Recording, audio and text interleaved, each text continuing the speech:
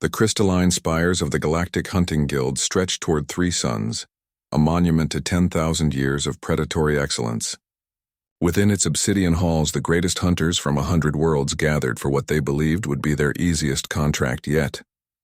Humans. Vortek clicked through his mandibles, his chitinous armor gleaming. Soft, slow, barely space-capable. The holographic display showed Earth rotating peacefully in the void, blue and green and deceptively fragile. The bounty is generous, added Slith, her scales rippling with amusement. 10 million credits per human specimen. They want them alive for the arena worlds. James Chen watched the news broadcast from his apartment in San Francisco, coffee growing cold in his hand. The translation algorithms had finally cracked the alien transmission. They were coming. 50 of the galaxy's most lethal hunters descending on Earth like it was a game preserve. He picked up his phone and called the only person he trusted with the truth. Aliana, he said quietly. They're coming. Just like you predicted. Aliana Rodriguez had been waiting 3 years for this moment. 3 years since the first alien probe had skimmed Earth's atmosphere. 3 years of preparation that everyone else had dismissed as paranoia.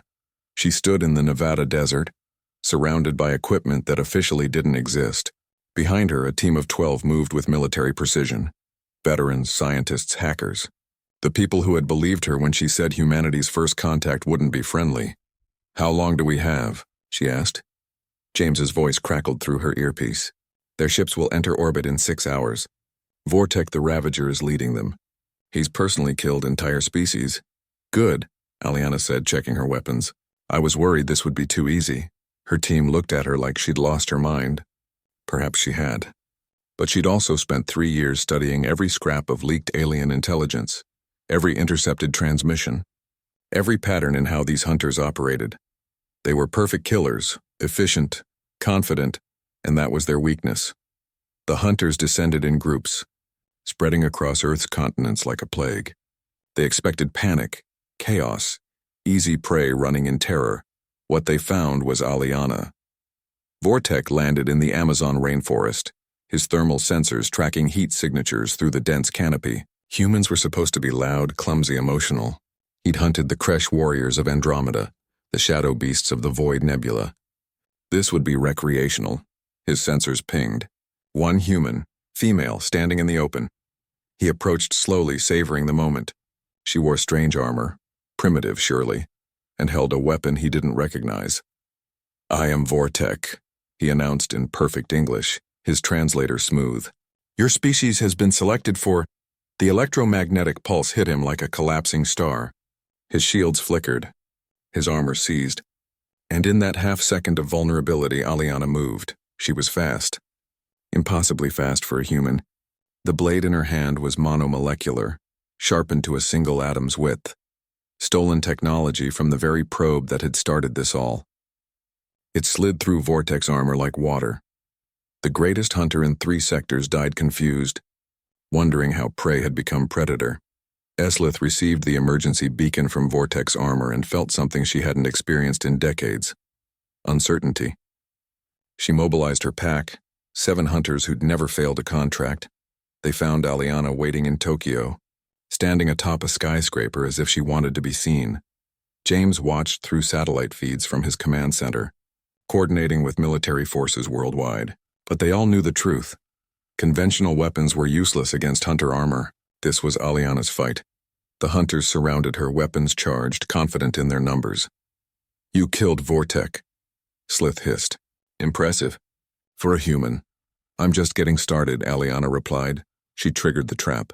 The entire building was wired, not with explosives, but with a gravity well generator, another piece of salvaged alien tech. The hunters slammed into the rooftop, their personal gravity compensators overwhelmed.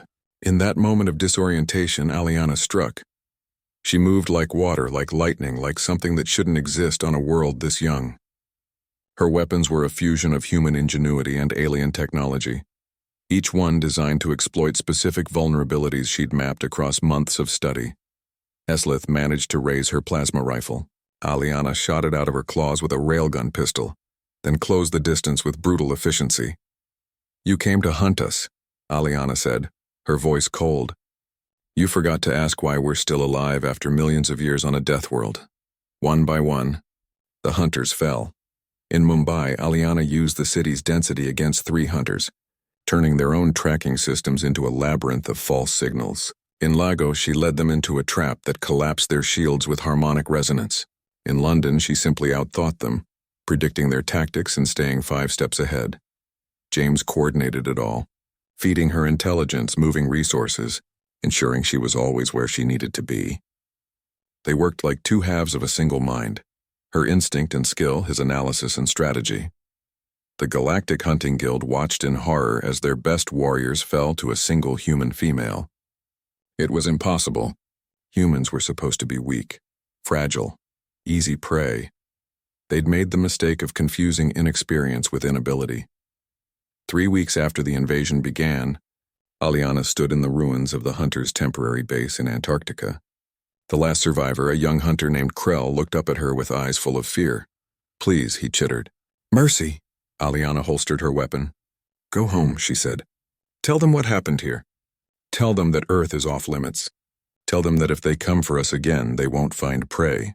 They'll find hunters who've been perfecting the art of survival since we crawled out of the mud." Krell fled, and Aliana allowed it. One survivor to spread the word was worth more than 50 corpses. James found her standing at the edge of the ice shelf looking at the stars. "Think they'll listen?" he asked. "They will," Aliana said. "Fear is a universal language."